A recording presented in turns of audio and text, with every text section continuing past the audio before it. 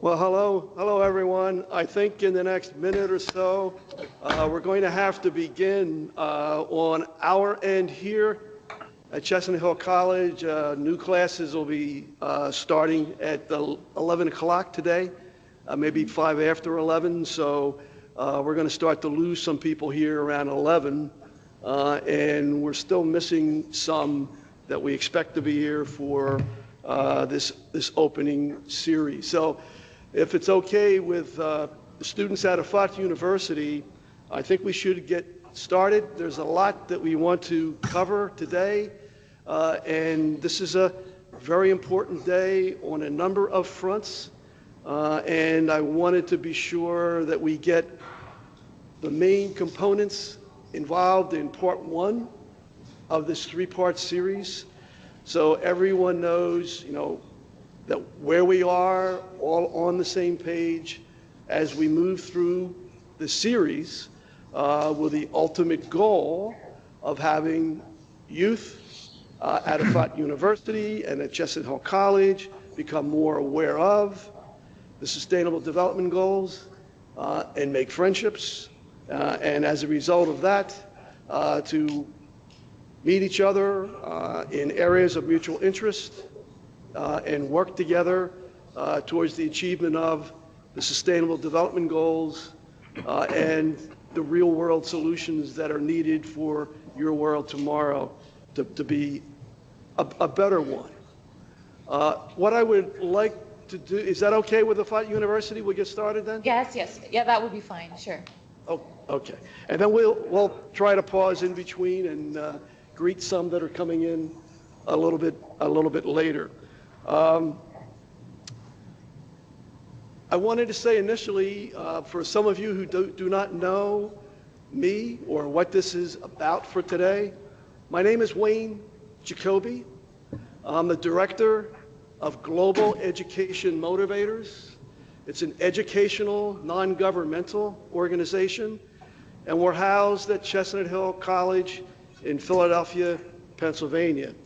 And for more than 30 years, this organization has been doing a lot to bring the real world into the classroom, and today will be a very good example of doing that.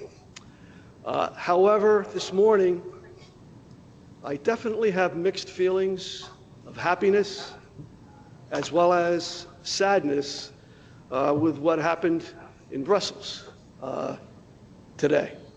And because of what's going on over there related to new acts of terrorism, I'd like us all in the beginning to just pause for a moment of silence for the people that have been affected in Brussels by this tragedy today. And we'll start the program right after that. So let's have a moment of silence related to the people affected by the tragedies in Brussels, Belgium today.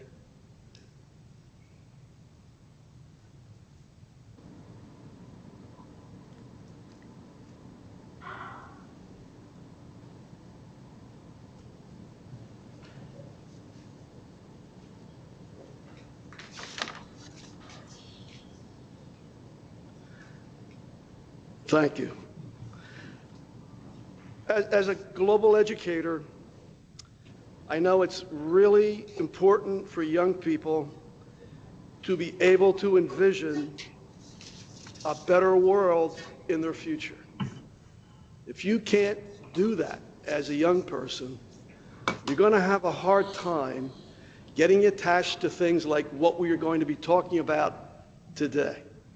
And what it is that we're talking about today, from my perspective, being part of the older generation, is that you need to believe in the Sustainable Development Goals. You need to believe and start to understand and be more aware of what the effect will be in your lifetime, in the prime of your life, if these goals are achieved. And we'll have a lot less, and maybe no more, of what it is that we're seeing that happened this morning it was in the afternoon in Brussels. So this is really an important event and related to envisioning a better world tomorrow. I think it's important to keep in mind the Sustainable Development Goals through the approach that we will take today through the UN Academic Impact Initiative, and that is making it real. This will be a real world look across cultures with an ultimate goal of getting young people from different parts of the world to meet each other, make friends, and be part of the solution in areas of their mutual interest to make the world a better place. I firmly believe that this can happen. I believe that it will happen. But for it to happen, we need to do programs like this and move from awareness to action across cultures using technology that bring us together, even though we may be 7,000 miles apart, growing up in totally different situations.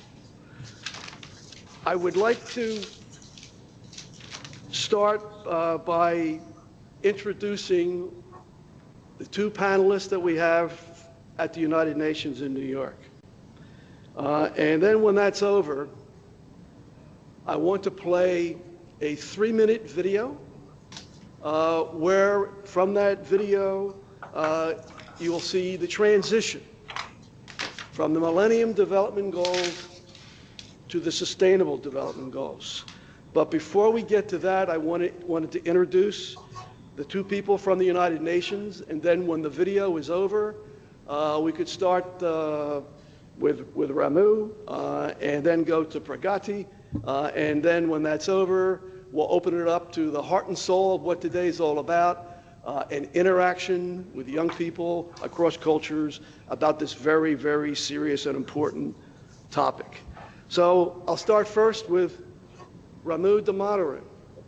Ramu is the chief of the United Nations Academic Impact Secretariat, which has brought more than 1,300 colleges and universities around the world into collaborations and partnerships to support important global initiatives such as the Millennium Development Goals and the new Sustainable Development Goals. Ramu's outreach is one of the most important at the United Nations because it involves civil society. That's you. That's me. UNAI has networked colleges and universities around the world to play a very important role in achieving these Sustainable Development Goals. And Ramu has been a friend and a supporter of the mission of Chestnut Hill College and the work of GEM, our organization. And we're very happy to have him with us at the beginning of this 3-part series. Also, at the United Nations today with Ramu is Pragati Pascale. I have known Pragati mostly when she was the chief of the development office in the Department of Public Information at the United Nations. She is recently retired, but she was involved with the Millennium Development Goals throughout their history and has also been involved with the new Sustainable Development Goals. She was involved in the original Rio Earth Summit in 1992 and was part of the development of things like Agenda 21, a comprehensive program for global action in all areas of sustainable development. In 2012, Pragati was the spokesperson for the Rio Plus 20 conference to assess the first 20 years, including an assessment of the Millennium Development Goals and the agreement to follow up with the Sustainable Development Goals for the post-2015 world. And that's the world that all of us are living in right now. So with that in mind, I'd like to pause for 3 minutes. Well, from the bridge that's putting this together for us, they'll show that 3-minute clip. It's a YouTube clip on the transitioning from the Millennium Development Goals to the Sustainable Development Goals. Okay, Chris, thank you. In the year 2000, leaders from 189 countries agreed on a vision for the new millennium. They wanted to end extreme poverty in all of its forms. So they made a list of 8 goals, called the Millennium Development Goals, and they wanted to achieve these goals in 15 years. One of the leading organizations working to fulfill these goals has been the United Nations Development Program, or UNDP. We're present in more than 170 countries and territories. We champion the goals so that people everywhere would know what they were and how people could do their part. We funded projects that help fulfill the goals. We helped countries accelerate NDG progress by breaking down the silos and working across sectors. We acted as scorekeeper, helping countries to track progress. As a result, the number of people that live on less than $1.25 per day has dropped by more than half. The number of primary school-age kids who don't go to school, down by almost half. The number of people getting life-saving treatment for HIV increased by over 15 times. Child mortality, down by almost half. As much progress as we have made together, there's still a lot more to do. Over 800 million people are still living on less than $1.25 a day. 1 in 9 people on our planet goes to sleep hungry each night. Deforestation remains alarmingly high in many countries. Oceans are becoming more acidic, threatening food security and marine ecosystems. And about 1 of every 6 adults in the world is illiterate. 2/3 of them are women. We think those are tough numbers, and so do leaders from the countries where we work. So in September 2015, they agreed on a new set of goals to help finish the work we all started in 2000. The new goals are called the Sustainable Development Goals, or SDGs. We have made significant progress in the last 15 years, and we think there's plenty of room for hope, for action, in the next 15 years. Today, the world is more connected by technology. We know more about how to balance the 3 pillars of sustainable development: social progress, economic growth, and environmental protection. However, our climate is changing. Our planet is transforming, and there are more people on Earth than ever before. We at UNDP believe everyone can have enough of what they need living within our planetary boundaries, and we are working around the world to make this happen. Our goals to reach by 2030 are to eradicate extreme poverty, protect our environment, and much more. UNDP has 50 years of experience working with countries to make this a more prosperous, healthy, inclusive, and sustainable world. Join us. As you can see, the UN Development Program has been very, very active with the Millennium Development Goals and now the new Sustainable Development Goals. And I think that short video could be a good transition to move us to the UN to get their comments, presentations related to the role that they're playing in all of this. But maybe before we go there first, what I wanted to do in the beginning, and I did not, was related to Effat University to say a direct hello. I did in general, informally when you were walking into the room, but would somebody just want to say hello from Effat University to everybody here in Philadelphia, as well as the 2 speakers at the UN? Just say hello and say something about what's happening. Sure, no problem. We at Effat University want to say hi to everyone there. Good morning or afternoon, depending on the time zones. And we're really excited for this program. And it's been so far a really amazing opportunity and an honor to work towards such a nice cause. The first video conference that we have, in my opinion, was super successful. We got to know each other. We learned a lot of new things, and we're really looking forward to what you have to offer and what we have to learn. So, yeah.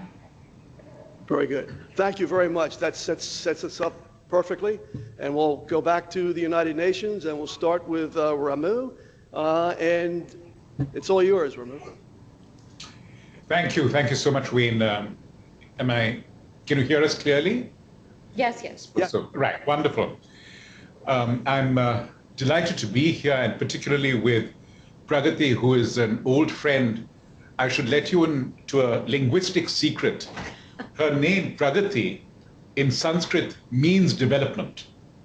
And actually, also in Sanskrit, it's not just development in the economic sense, but development in an ethical, in a spiritual, in a moral sense. We use it in India as the word for really human resource development in every sense. So you could not have had a better person to be with you this morning, and I know she will shepherd us through the goals very readily. You mentioned, Wayne, about the importance of today, the 22nd of March. And one anniversary which I would like to share with you is that it was exactly 70 years ago today that the UN had its first meeting in New York. I realize this is probably a bit of a tactless thing to say to an audience at Chestnut Hill College, because, as you know, and Wayne told me about this when I came to Philadelphia, your city was really on the short list to be the headquarters of the United Nations. But somehow, through a variety of negotiations and the donation of the land where Pragati and I are today, New York came to be chosen. But in 1946, on the 22nd of March, the actual meeting of the United Nations Security Council was held in an educational institution, Hunter's College, which is about a couple of miles north from here. And what is remarkable in the context of our discussion today is that there was one rule of procedure which was introduced in Hunter College, which unfortunately has been abandoned over the years. And that was that 45 seats in the chamber at Hunter's College were reserved for representatives from educational institutions.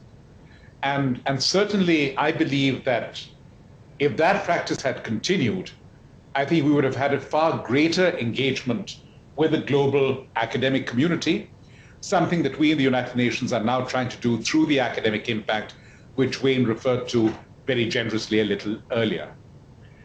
I also wanted to link the question of the fact of the Security Council as a principal organ of the UN, which is 70 years old, to both our topic for discussion today and the poignant reference that Wayne made to the events in Brussels earlier today.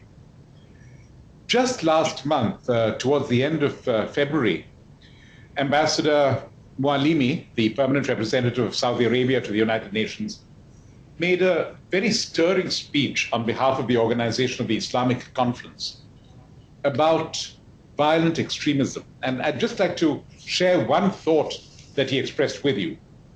The OIC, the Organization of the Islamic Conference, believes that violent extremism and terrorism undermine our shared objectives of a peaceful and prosperous world, and that no country in the world is immune to the effects of violent extremism and terrorism.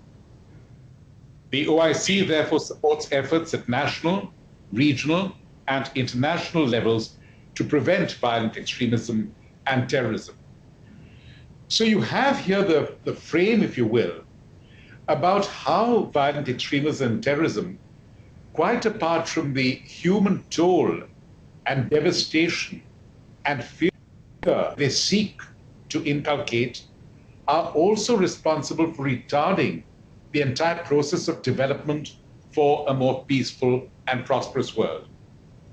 And the one thing, and I'm sure that Pragati will explain this in detail, that we have to see in the Sustainable Development Goals is that these are not just about economic drivers or social drivers or human drivers, but also for creating a global environment which will make terrorism completely obsolete and unnecessary, because the causes, real, fictitious, or imagined, will no longer be there to attract people. Secretary General Ban Ki-moon of the United Nations is often quoted as having cited the the 5 main elements of the Sustainable Development Goals: the planet, the people on the planet, peace on the planet, the prosperity on the planet, and partnerships within the planet. And I'd just like to, by way of concluding this introduction, try and relate that to the structure of Effat University, which we're privileged to welcome as a member of the United Nations Academic Impact. And if you look at the schools that you have in Effat, try and link them to these 5 objectives, if you will. You have a school of science, relating naturally to the planet. You have a school of, with the science school, you have a school of humanities, relating to the idea of peace, the idea that peace really stems from the minds of women and men, and therefore guides the path of development as we see it. You think of partnership and a school of business, because the one thing that we know in the 21st century, and one of the driving forces behind the Sustainable Development Goals, is the fact that business is no longer looked upon as something which is suspect or which people are a little apprehensive about, but are genuinely the basis by which people of all cultures and nationalities are able to work together to a common goal. And then you come to the idea of prosperity, the school of business, the school of engineering, I beg your pardon. Because the one thing again in the 21st century that all of us recognize is the means to make people who are outside the prosperity zone, bring them within that zone, is engineering in every form, whether it is innovation, whether it is through the question of creating new models to make life more efficient, more economical, but more rewarding. And also how governments, as a part of their national responsibility, have to give an importance to this idea of the creation of the wealth of techniques and opportunities. And finally, and most important, you come to the idea of people, which to my mind relates directly to your school of architecture and design. Because that word architecture in itself might be considered limiting in the sense of physical space or physical buildings. But when you extend it to design, you realize that one of the goals of that school, of the students of the school, the faculty of that school, is to make life a little easier for people so that they can then drive the other elements: prosperity, partnership, the planet, and peace. So within that overall context or placement, if you will, I think we should move on to the specific SDGs. I know that Pragati has a wonderful visual to show you with which you may be familiar, and then she will explain some of them.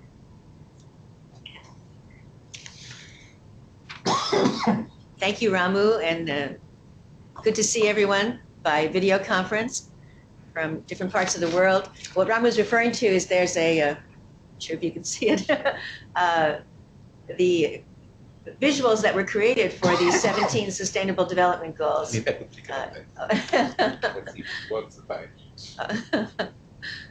No, probably not. Oh, it does actually. Wow. You can find them online. There's very good visual tools to make the world familiar with these goals. As the little video that we saw from UNDP was explaining, last September 25th, was a very historic day at the UN and a historic day for the world. There was a huge summit here at the UN. Many world leaders were here. And there was also a big representation from youth, from young people around the world. Malala was here as a youth spokesperson for youth education. And in the balcony at the summit, there were 193 young people, one from each member state of the UN. And when the goals were adopted, they had these blue lights, they were shining, and it was kind of a moment of recognition that it's young people around the world who are going to make these goals happen, to transform the world that you are going to live in. So on that day, the governments gavelled into reality this new set of Sustainable Development Goals, 17 goals with 169 targets to be achieved by 2030. So how did this come about? Just to go into a little more depth on how these new goals are different from the old set of goals. The Millennium Development Goals, which were agreed in the year 2000 at the Millennium Summit, coming out of that. And they were mostly social goals, as the video explained, for poverty, health, education. There were some sustainability goals, but they were not very prominent. They have been, the goals were really the most ambitious development agenda that the UN or the world had ever seen. And they have been very successful in creating change in the world and decreasing poverty. As the video gave some highlights on the positive changes that have come out of them. Child mortality, deaths of children under 5 have dropped more than half. The deaths of women in childbirth have dropped more than half. Poverty has been cut in half. Huge progress on some major diseases such as HIV/AIDS, malaria, tuberculosis. Very positive things have come out of those Millennium Development Goals. But there was also an acknowledgement that the goals could be improved. And there was a long period where, as 2015 approached, there was a period of about 3 years where there was a lot of review and discussion and consultation, looking at the old goals and their achievements, their downside, and thinking about what this new Sustainable Development Agenda should be. For one thing, there was a recognition that the Millennium Development Goals were created from top down, that they were put together by a bunch of senior officials at the UN who were looking at, in the 1990s, there were a large number of big development conferences on different issues, environment, women's equality, all kinds of poverty issues. They had outcome documents that were very broad and very covered everything that governments wanted to see happen in the world, which was just huge.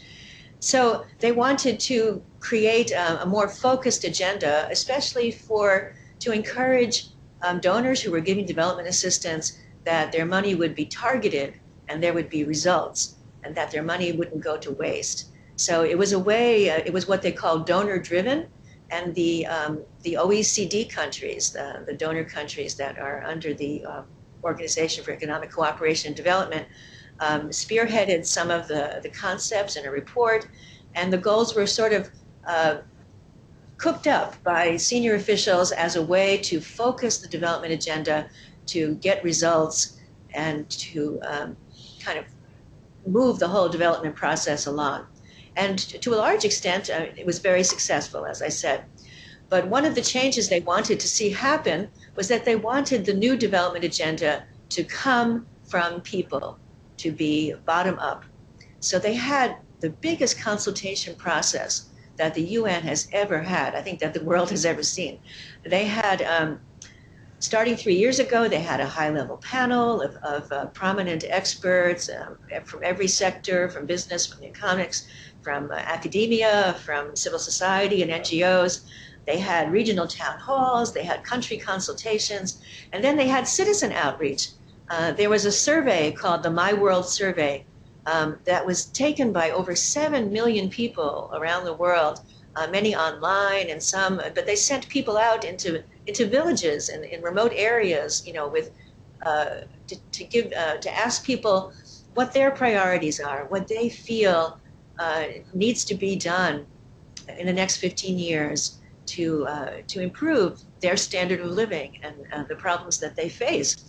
And so all that input was sort of gathered together. I mean, ultimately, it was a decision taken by governments at this summit, but there was a very big effort made to bring people into the equation, the views of millions of people around the world. And there was a big effort to bring youth into it. Everyone from universities to Boys and Girl Scouts and NGOs, youth organizations, they were all mobilized to take part in the survey and to give their input. So there was a big effort to make these goals more bottom up and that they would be negotiated also, that the governments at the UN would have to agree on them and create them themselves. One of the issues with the Millennium Development Goals was that they were being measured, the accountability process was being measured at the national and regional level.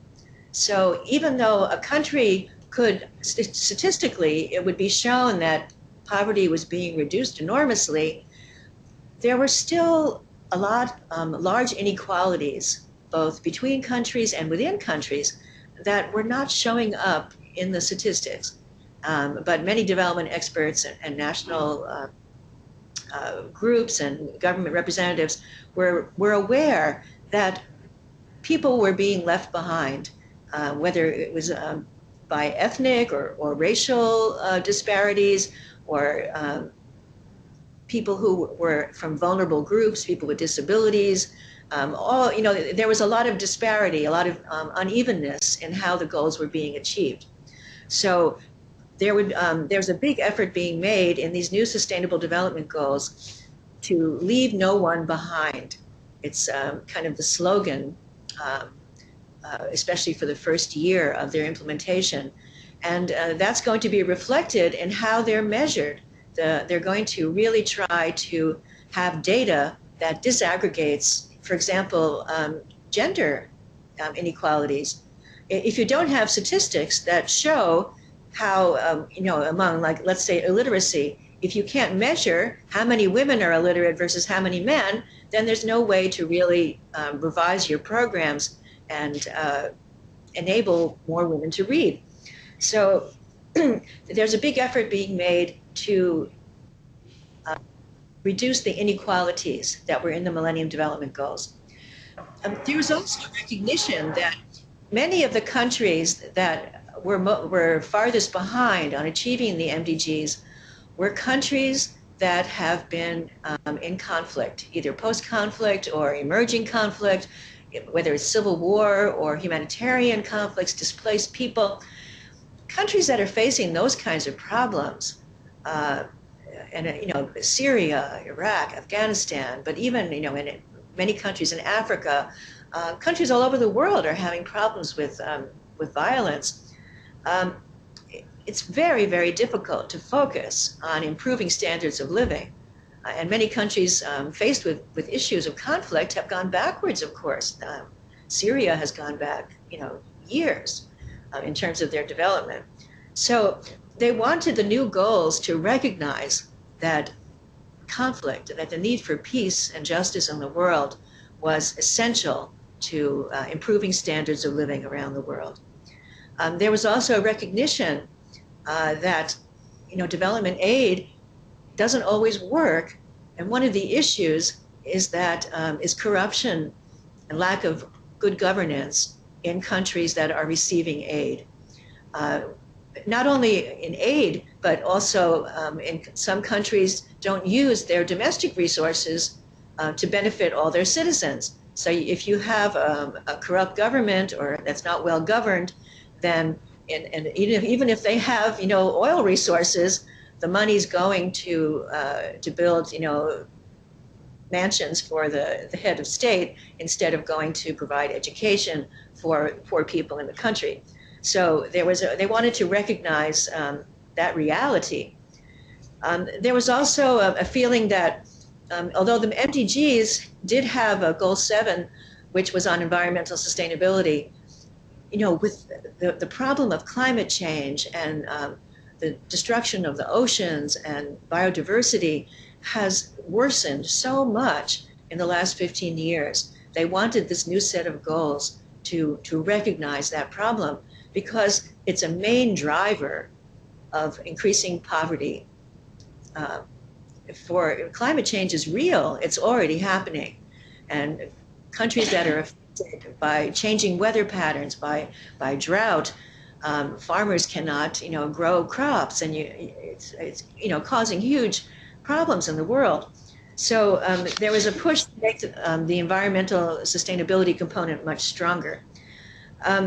There was also wanting to recognize that the hardcore economic issues, the need for decent work, especially for young people, youth unemployment is just a huge issue in the world demographically now.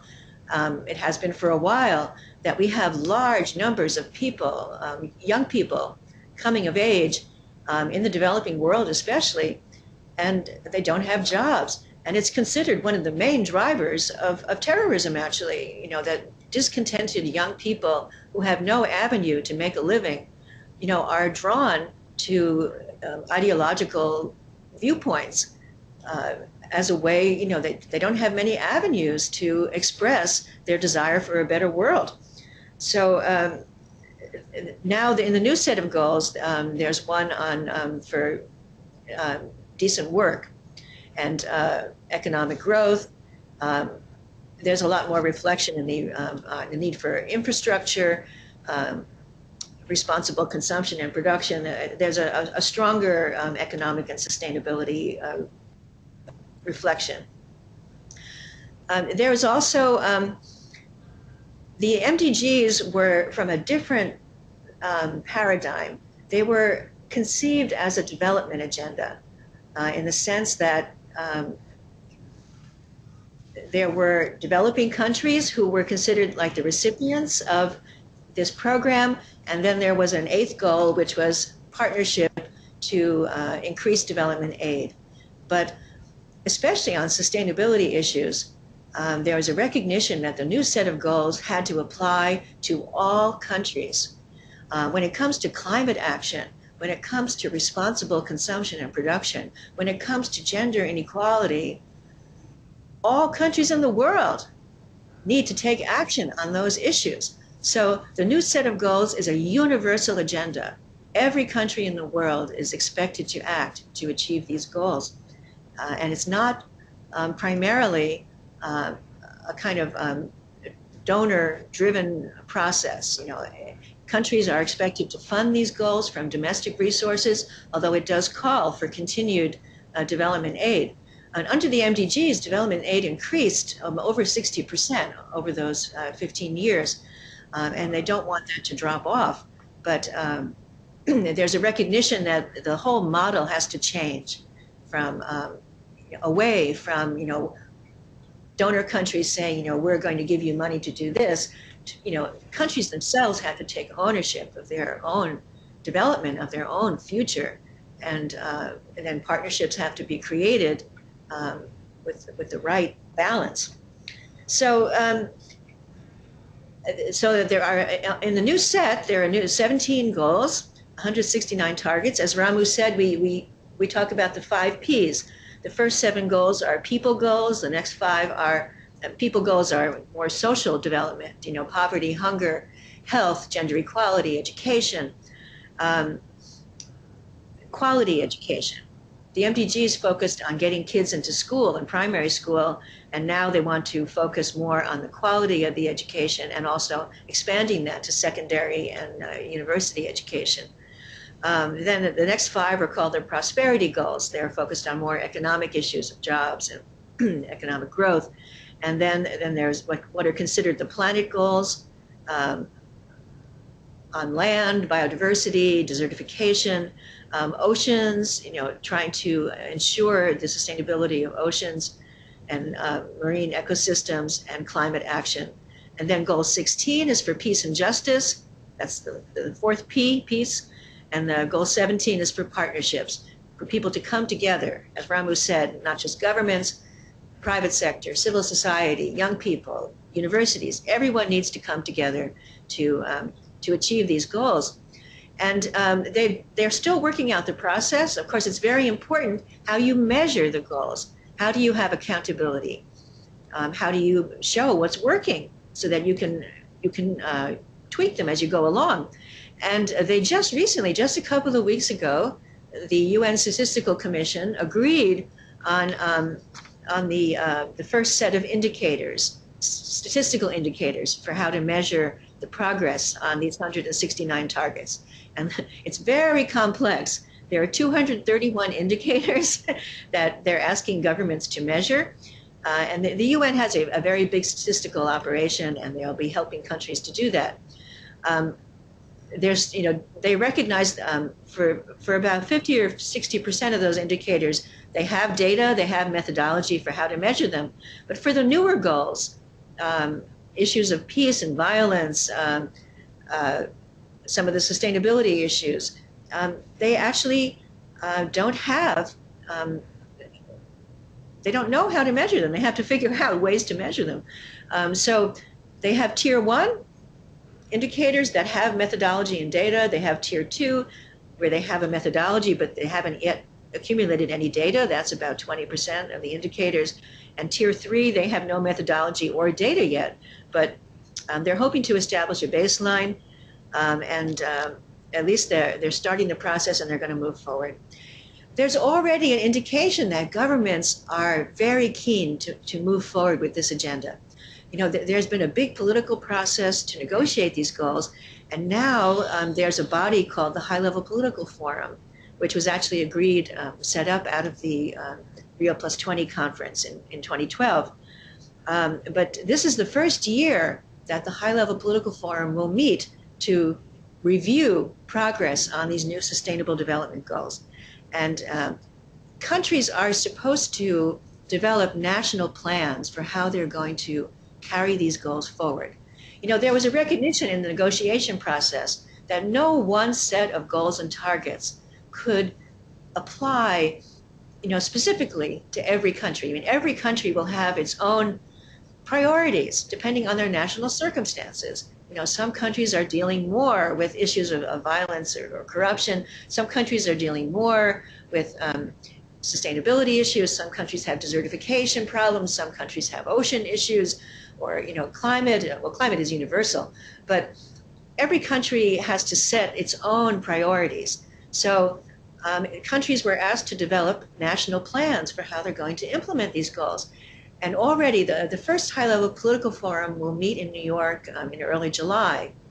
And 21 countries have already registered to present their national plans and a review of progress so far. So, and those are all different kinds of countries, every from north and south, east and west, everyone from China, Egypt, Mexico, Samoa, Sierra Leone, major donor countries like Germany, France, Norway, Republic of Korea, Togo, the Philippines. There's a list on the High-Level Political Forum website, but it shows that a lot of countries are already moving forward, and people are very encouraged by this. There's also an attempt, a recognition that we have to integrate the climate process with this Sustainable Development Agenda. Under climate change, we had this agreement that was made in Paris in December, very significant, very historic, that countries were able to agree on this, what had to be done on climate. And they're going to open this treaty for signature here in New York, April 22nd. Secretary General Ban Ki-moon has invited all heads of state to come to sign the treaty, the climate change treaty. So they're trying to keep the pressure on countries to take action to reach the national commitments that they've made. So there's a very big public outreach effort behind these Sustainable Development Goals. They wanted, when the goals were adopted in September, there was a plan to get everyone in the world, 7 billion people, to know about them. It didn't quite come to that. They reached about 2 billion people, they think, at that time. They got some very high-profile campaigners. All the big NGOs were behind it. The film director, Richard Curtis from the UK, had this thing called Project Everyone, where they got announcements, advertisements in movie theaters around the world, radio stations. They really made a very big PR, public relations effort to reach a lot of people. So they have a plan now. spearheaded through Dr. David Nabarro, is the Secretary General's Special Advisor on implementing the 2030 Development Agenda. And they want to reach, in the next 2 years, 700,000 more people. They estimate 1,000 people a day. They want to find out about these goals. And they want to, what they call, activate the activators. So they're reaching out to NGOs, to academic institutions, to people that have big networks, to educate and to tell other people in their communities, in their countries, about the goals, and to find ways to mobilize people to tackle them in whatever area that they're working on. So they want everyone to be involved in this effort. At the time of the adoption of the goals, they had a slogan: for everyone, everywhere, tell everyone. So this is part of the effort, and we're so happy that Wayne and others like Jem are doing this exact thing, to mobilize you and people like you to find out more about these goals and how you can be involved, because it will take everyone to achieve them. So I'm going to stop there, and we have some time for questions, I think.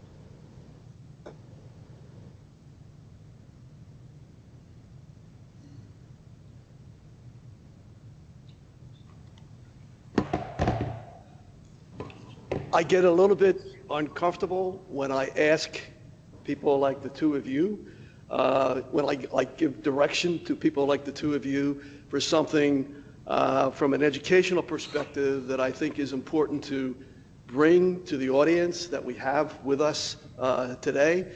But I did that, and you came through 100% related to how we wanted to start this process today. And when I listened to what both of you had mentioned, those 5 Ps, and I'm thinking we need to take those 5 Ps and put them with the 4 Cs that we use all the time, which would be communication. We're doing it right now. Collaboration. We're building to do that right now. Creativity. Thinking out of the box, and being open to listen and learn from others and be creative that way, and to be able to think critically, problem solving, which is part of what it is that we're doing as well. And so I think there's a place for the 4 Cs with the 5 Ps. And we'll see how that all ties together. There's a lot that I have for today, and we're not going to get through all of it. But the main thing is where we are right now is a critical, early turning point with things. And we're to the point now where the minds of young people in Saudi Arabia and here in the United States have to be turning, related to things that you've said. Both sites, Pragati, have what you were showing them, the visual of the 17 goals. Everybody in this room has it. They may also have it at Effat University. It was sent to them. So they're thinking about it. The movement is there, and we're ready to start to build on it, but we don't know how to build on it until we hear back from them with questions and or comments about where they are in this world and how they are, or if they are, really envisioning that better world for tomorrow that they need to. There's a lot in what Ramu said and what Pragati said related to envisioning that better world tomorrow. There is absolute progress in your lifetime. This is unprecedented, what has been happening with this movement from the MDGs to the SDGs. And in the process of doing all of that, we use technology like we have today. For the young people here, we're sitting here looking at and interacting with people from the United Nations in real time. And we're connected 7,000 miles away to people from Jeddah, Saudi Arabia. So the sky's the limit to do whatever you want to do, to be part of the change. Use those 4 C's, combine them with those 5 P's, and we'll really change the world. What I'd like to do for a next step, but then I would probably need maybe 10 minutes at the end in order to address things and get us set for part 2, is to visit with students from Effat University and here at Chestnut Hill College with comments or questions that they would have, especially back to the United Nations regarding these different things. And we'll use that as a point of discussion. And remember, at Effat University and here at Chestnut Hill College, this is an interaction with the United Nations, and it's also an interaction with each other from the 2 schools. This is what we want to do with the 4 C's, as we also look to bring in those 5 P's that are there. So I would just ask you when you would come up, like here at Chestnut Hill College, for anyone who wants to come up with a question or comment, when you come up here, you can just line up right behind me. I'll move out of the way and mention your name. Everybody knows you're at Chestnut Hill College from here. Maybe say something about yourself briefly, and then make your comment or your questions that you would have, especially to New York, and also eventually in reaction to what we have going back and forth between the youth at Effat University and right here also at Chestnut Hill College. So same thing for our friends at Effat University in Jeddah, Saudi Arabia. I think we could start with you first, with someone with a question or comment related to what's been said so far, and we can use that as a starting point. And for the young people that are here, you could just line up at the podium, and it can just be a natural flow for a little while between you and Ramu and Pragati at the United Nations related to your world today and where you want it to be tomorrow. How do you get there? You have to envision it positively first, then get to be part of the solution by working with your peers in other parts of the world, just like we're setting up for you today. So let me go to Effat University and ask them to mention your name and comment or question that you have, and you'll get it started. And I'll step out of the way for a while, and I'll let it move to some young people that are here to come up to be part of the discussion that you start to have back and forth with the United Nations about your world, where it is, where you want it to go. How can we be part of it, working together to help achieve these important sustainable development goals which have so much promise attached to them. So anyway, I'm stepping out of the way, and I'll turn it over to Effat University. Whoever wants to get us started, just mention name and maybe something about yourself, and we'll go from there. Okay, thank you so much. I guess I'll start it off with a positive comment that I really wanted to talk about. My name is Jacoby Ali, and I am a psychology major student here at Effat University. And what I wanted to say, one thing that really caught my attention when you were talking was how you mentioned the slogan, "Leave no one behind." And I'm originally from Pakistan, and what I found very interesting is how you were mentioning about how this idea is reverberating everywhere, and everyone knows what is happening. All the countries are looking forward to it.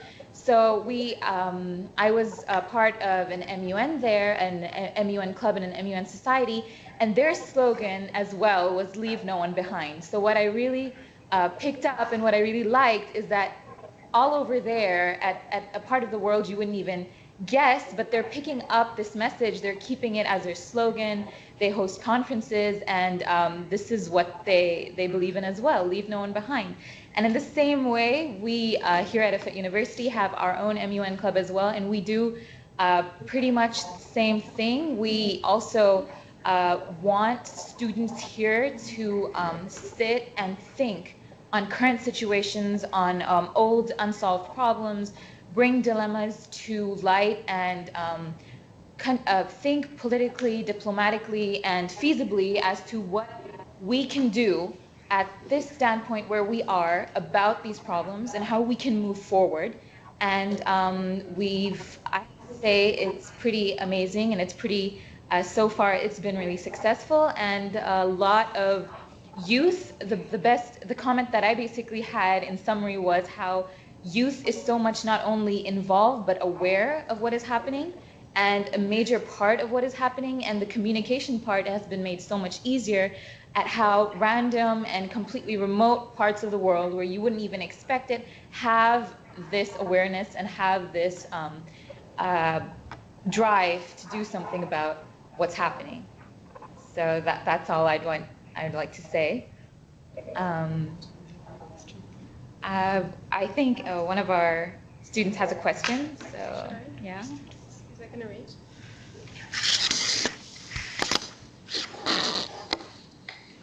Hi. Thank you for both of your presentations. They were really inspiring, and for a person who's really interested in making a change in the world, that is my dream.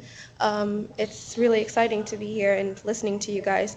I just have a small question, and I can't help but, wonder. The first sustainable development goal is the alleviation of poverty, right? So under that, the United Nations, the goal was a 7% annual GDP growth in the least developed countries. My question is, how does that work alongside, efforts to reduce global warming? How do we use these? How are we recycling these models of, GDP and capitalist models, and how does that work together with trying to make protect the planet from overconsumption and all those kinds of problems.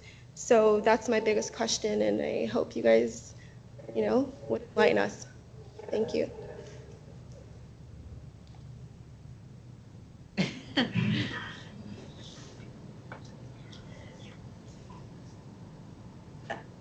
I think there is thank you for that question, and thank you for your, from the previous speaker, your inspiring story about Leave No One Behind. And I think Model UNs are doing a fantastic job of engaging young people around the world in understanding international issues. In terms of how to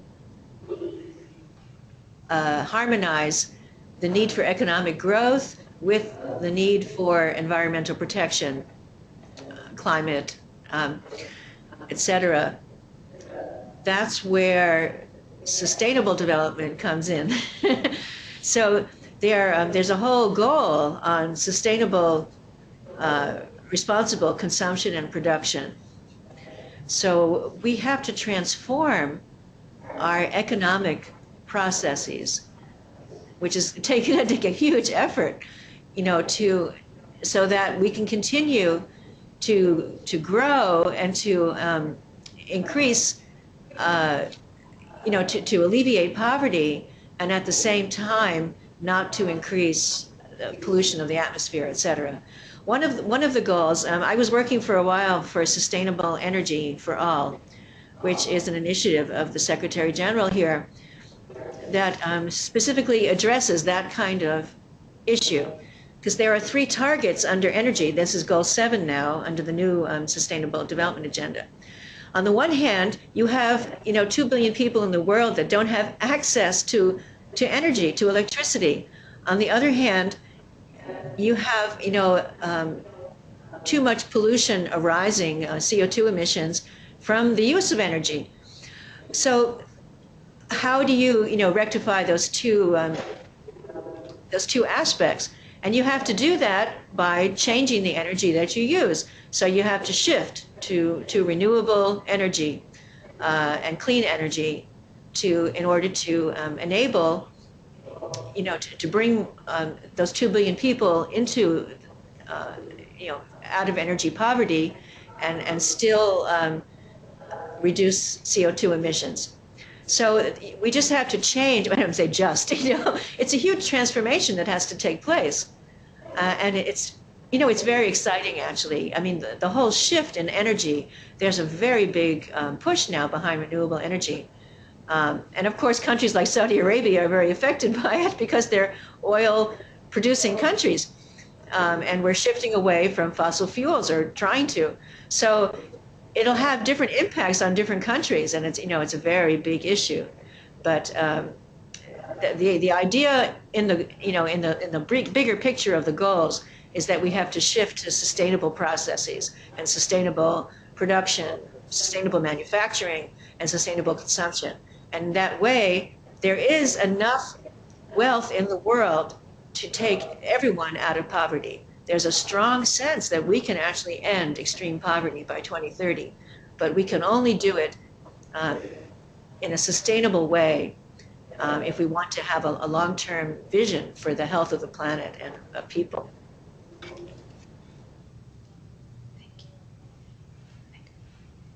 Thank you. Thank you for that. Thank you.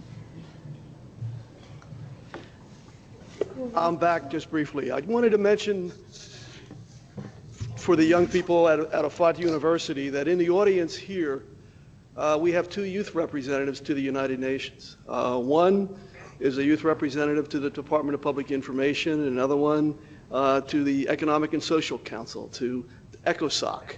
And there are also several people in this room that are veterans of the Global Solutions Lab, which is that 8-day intensive lab that we have each June that I think at least 3 people, maybe at the table there at the university today, have applied to come. We'll be having a conference call with your school within the next few days, and you should be hearing positively about that shortly thereafter. But that's the kind of people that are here, and you wouldn't know that unless I said it or they said it in reference to it. But we need to find a way to get both sites together. We had the opening round of communication related to areas of mutual interest, and we're going to have a mechanism in place to move from where we were before with getting to know each other into, you know, the awareness to action phase by working together like online through Twitter connections or Facebook or something like that. No one has asked me today, either from the UN or from Effat University or from here, where's Abdullah? Abdullah is not here today. And I don't know where Abdullah is other than he was home in Riyadh, and he was in Jeddah last week. He was due home yesterday to be here this morning, even if he did not go to bed at all. He was to be here this morning. He went home because I think, as most of you know, Abdullah and his wife, Shad, had a baby the end of December. And the family back home was insisting that he come home sooner rather than later and bring the baby, of course. So that's what they did with a quick turnaround of about 8 days. So related to that, that's why he's not here today. But I know he has been working with students at Effat University regarding the Sustainable Development Goals. We've been doing the same thing here. So the process itself has gotten started, but there's a long way to go to move beyond where we are right now.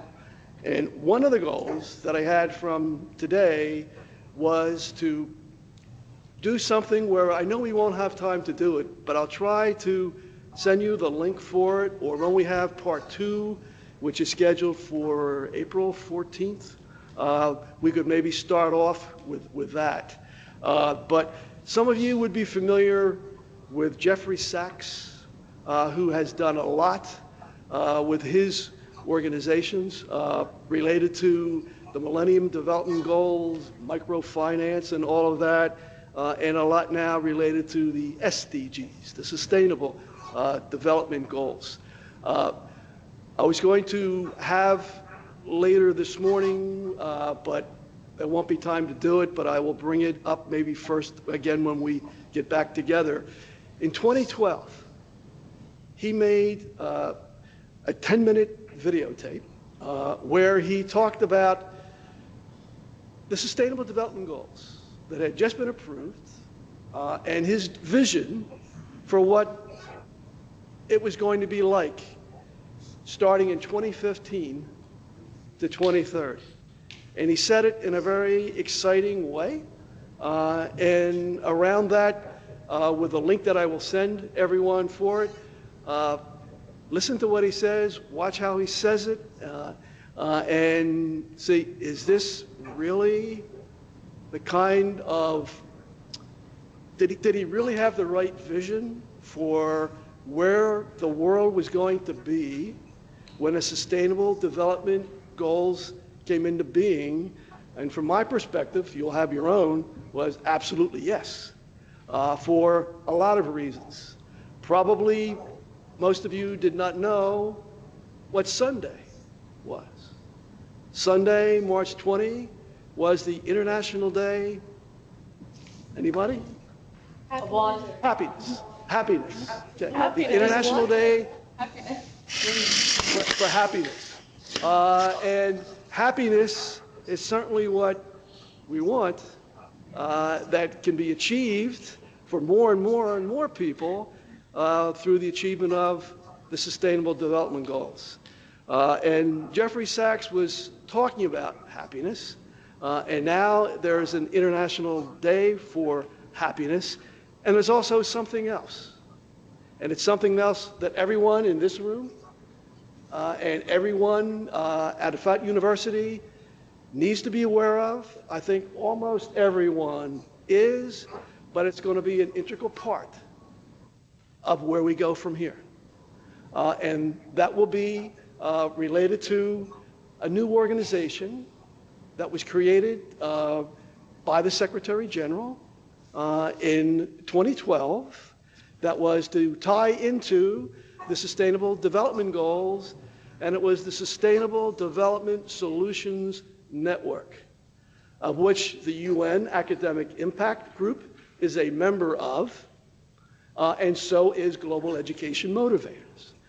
And related to where we move forward on this, there's a lot that we can do with you related to SDSN, Sustainable Development Solutions Network. If you have not been to that website, please go and take a look at it related to what we are embarking on here together with the SDGs in this three-part series. And think about it in a relationship that could also include the Sustainable Development Solutions Network from a youth perspective. So there's a lot to talk about.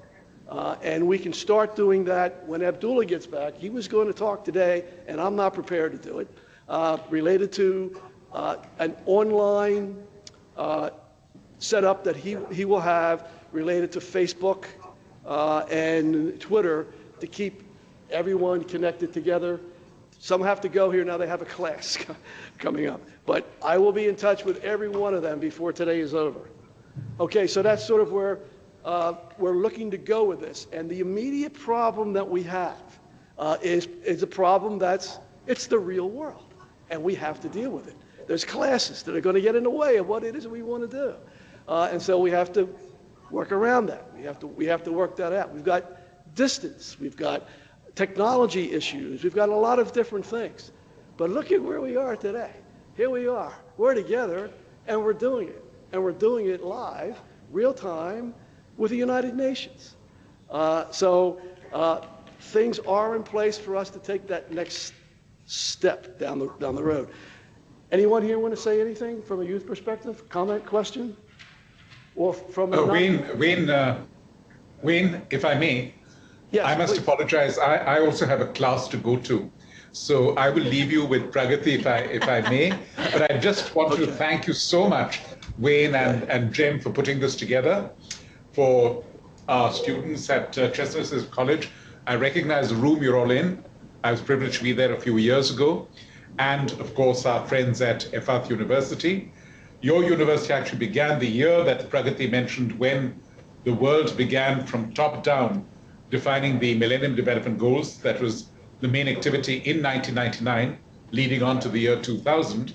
And we have certainly come a long way, as you at your university show, and our friends at Chestnut Hill. Thank you very much for welcoming the United Nations to your classroom. And I leave you in conversation with Pragati. Thank you, Pragati. Okay. Thanks. Thank you, Ramu, very much for today. Anyone have something they would like to bring up today? Yeah, want to say something? We have one. And she is a student at Chestnut Hill College. Good morning. My name is Sayandi Kofar Kumote. I'm a student of Chestnut Hill College. I'm a graduating student, but I've been here in the United States for about 16 to 17 years. I'm glad to be in this forum today because these are things and discussions of my interest. I'm originally from Liberia. My family and I settled here about 70 years ago. Like I said, I'm happy to be here. I was just in a classroom and I saw something about the global science lab, and I decided to email Wayne, and he replied me. I'm like, oh, because it was an old ad from last year. I said, if it's continuing this year, I'd like to be a part of it. Because I'm from a country, as you know, from Liberia, that we have been in so many civil crises, and so many things have happened in that country. With the past 2 years, the crisis of Ebola and other things that had happened. I'm glad to be here to tell you that I have a family organization, foundation that I help to run to help with the victims of Ebola.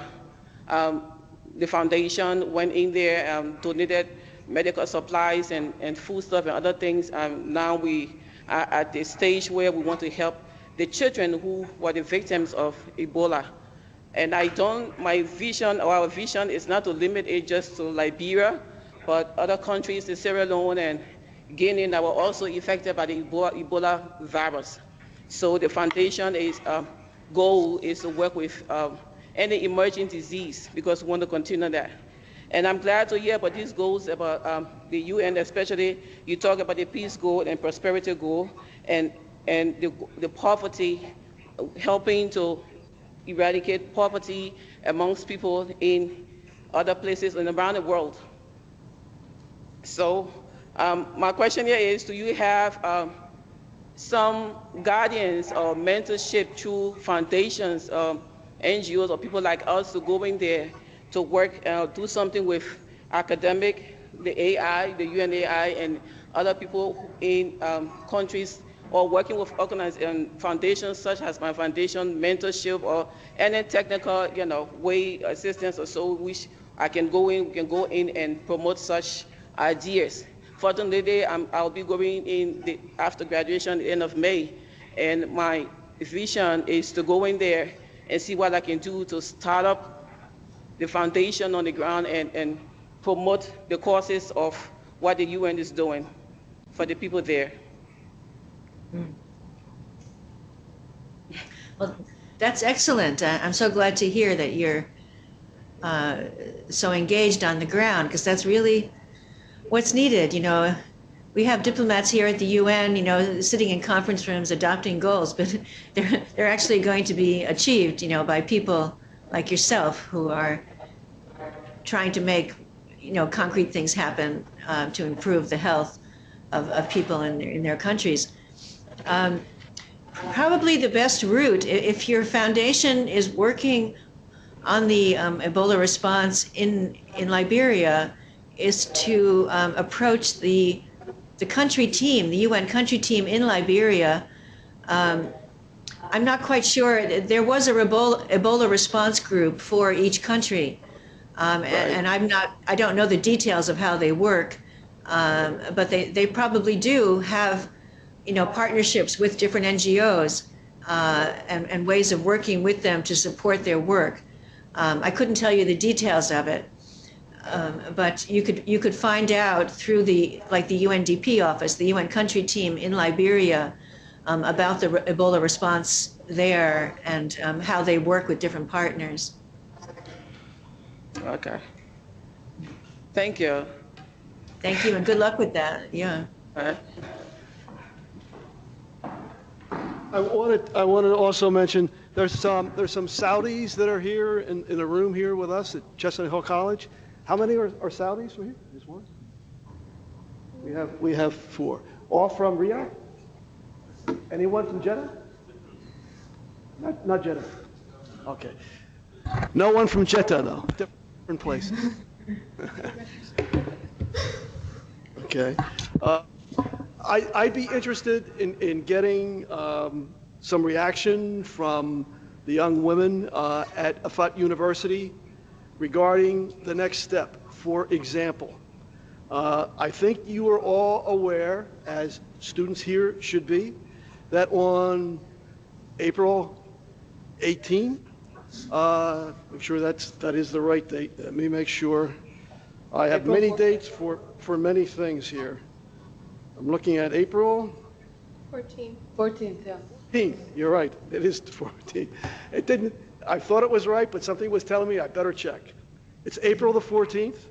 On that day, we'll have 4 or 5 people from the UN that'll be in this, and we're looking at not the transition from the MDGs and all that we got in a great fashion from Pragati, but we'll be looking at goals 7 to 17, and it'll end up with partnerships to achieve these goals.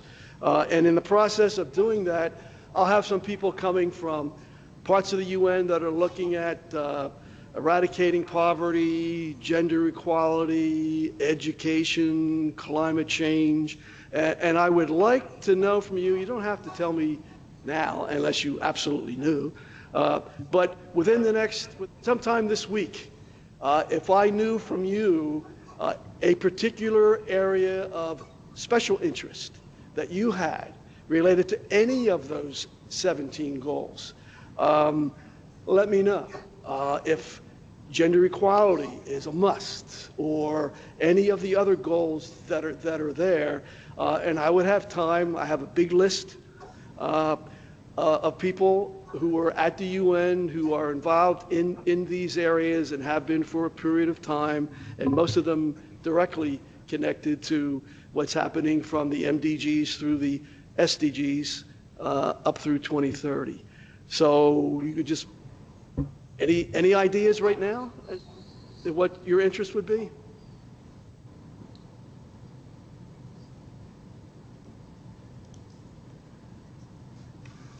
Hi, my name is Raha Fassayari. I'm a business student at Effat University. And I think a particular area, we have many areas of interest. We would like to, poverty is a very ongoing issue in the world and in Saudi Arabia. So yeah, that was one of the points that caught our attention, and we are wishing to tackle very soon. Okay. And I have another question, I'm sorry. Sure. First of all, I'd like to welcome the international and local students of Chestnut Hill College, and members of the United Nations. My question would be, is that what are some of the previous implementations so that we know which direction to go? That would be more for Pragati. Yeah. Do you know, Wayne, I think there's another group that's waiting to use the room here. Come to the room. Okay. It is 11 o'clock. They're looking at me from the window. But I'm sorry, I got a little distracted by that when you were asking your question. But you were asking about how the process is going to go forward? Yeah, I was asking about how it went and how which direction they chose to go, so we would know.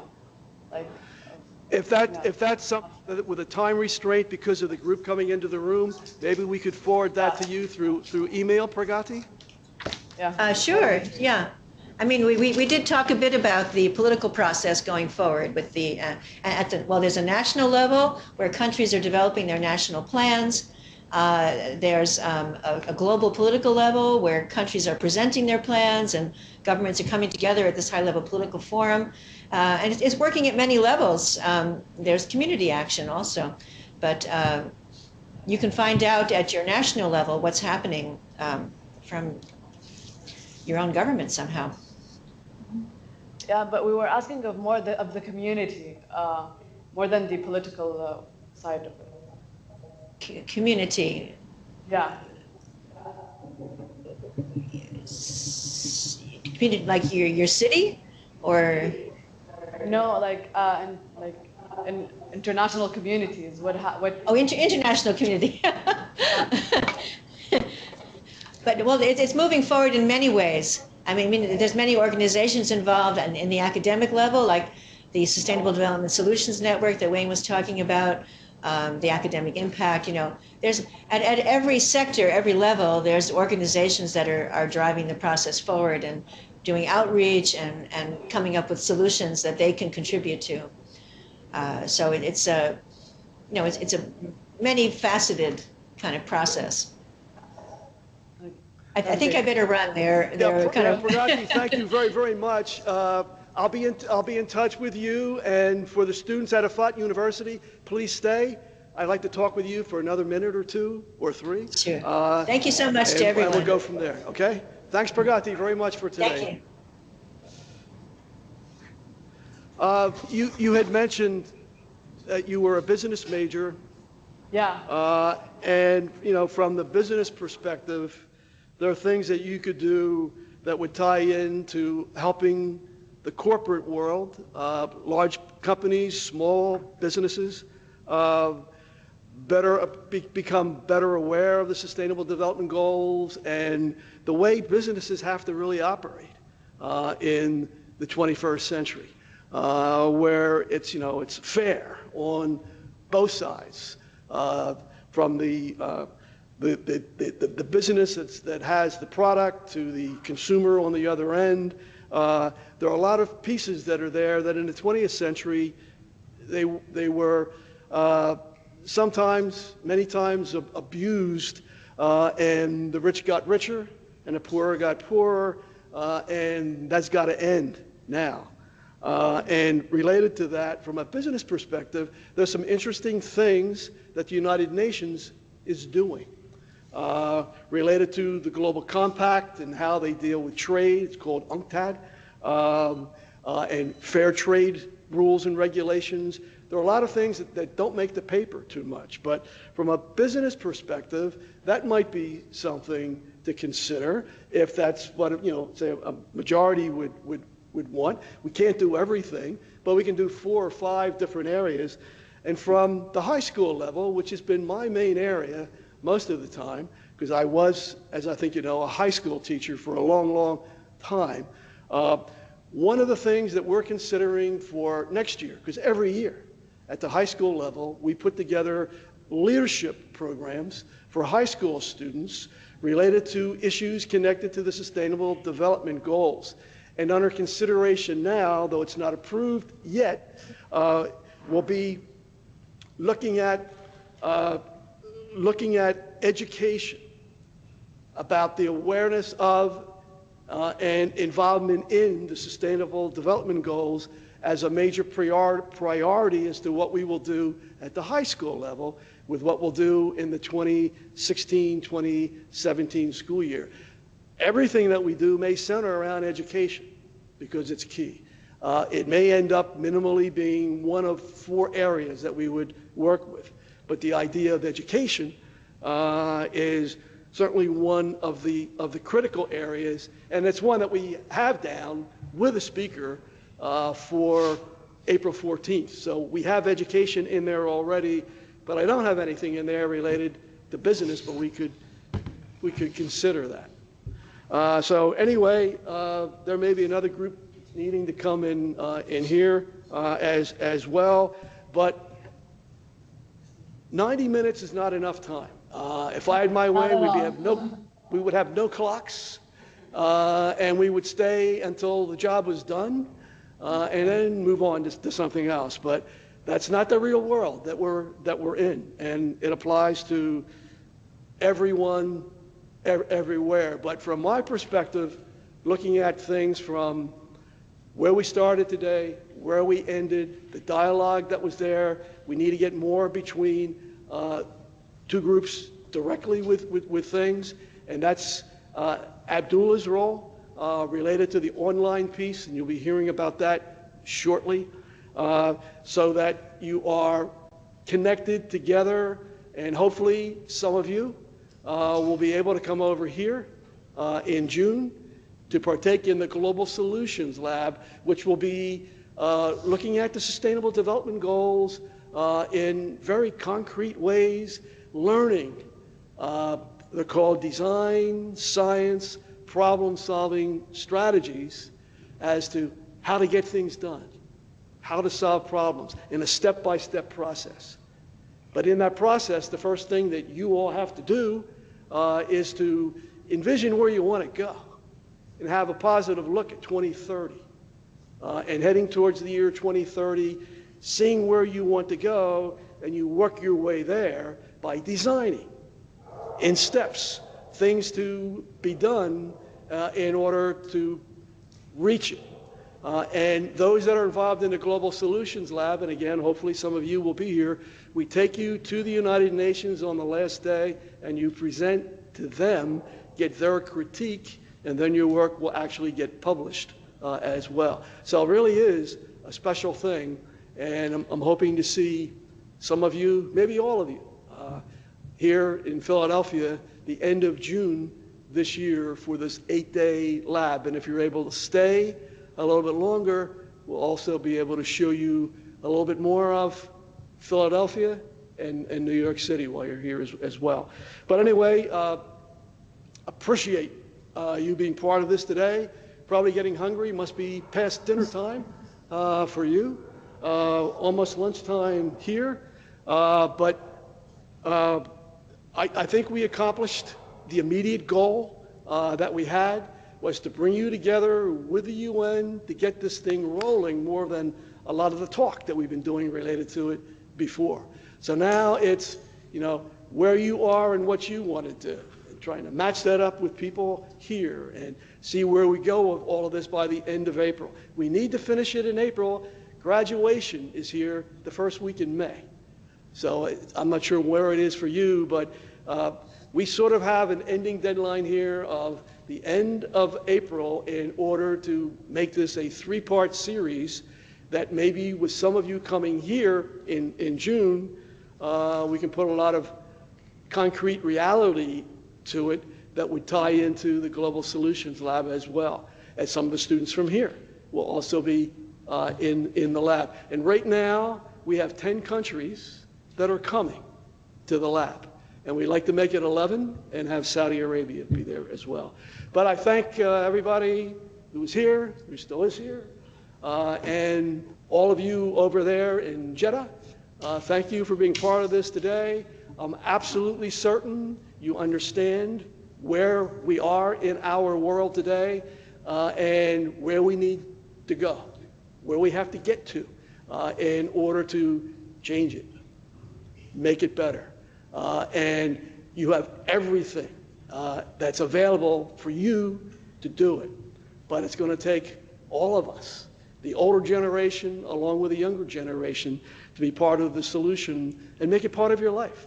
It's part of your responsibility as a global citizen today. No matter where you live, you have to think globally when you act locally. So on behalf of Chestnut Hill College and Global Education Motivators, for the people here, and people over there, we thank you very much for coming and being part of this, and we'll be in touch with you and your administration regarding April 14 and all the other issues that we were starting to address today as well. So thanks everybody. Have a good evening. Thank you and very we'll have much. a good day. Yeah. You're welcome. We'd like to thank everyone. We don't want to delay you any further, but when this community between Effat, when we said that Abdullah will create a community for Chestnut Hill College students and Effat University students. Will you send us an email when that is established? so we can discuss further ideas and go forward. Yes, you will definitely hear from us, and you'll hear from us soon. Okay? Okay, that's great. Thank you very much for All right, very Thank good. you. Thank you, Thank you. everybody. Bye-bye now. Bye.